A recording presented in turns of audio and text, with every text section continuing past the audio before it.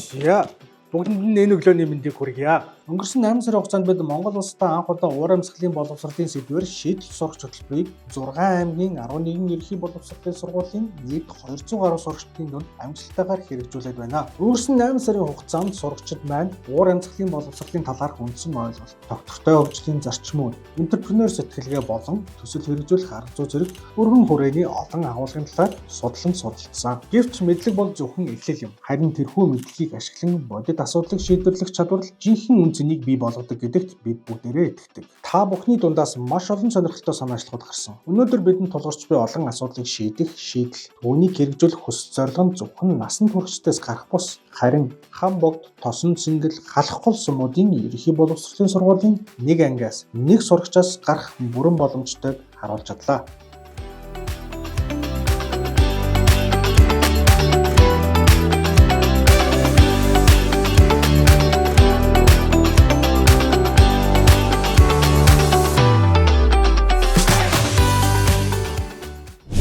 Төслийнхөө хүрээнд одоо угаалгын нутагтай улсын хөрсөнд их сөрөг нөлөө үзүүлдэг учраас тэр асуудлыг хөндөж угаалгын нутгаа эко угаалгын нутаг сольж одоо сумынхаа хэрэглээг зүгээр угаалгын нутаг биш эко угаалгын нутаг болох бас зорилготой явж байгаа. Аслагдсан сум нутгуудын шимтгийлийн боловсрол гэдэг зүйл маш дутмаг байна гэдгийг илрүүлээд үүнийг олон нийтэд таниулах, сурталчлах, энэ мэдлэгийг нэмэгдүүлэх, үүн дээр нь нэмээд сум ар нутагта шим тижээлтэй эрүүл шин хүнсний ногоогоор ингэж хангах мөн түүнийг сургуулийнхаа сурагчдын үдийн хоолны хэрэгцээг хангах тийм төсөл байгаа.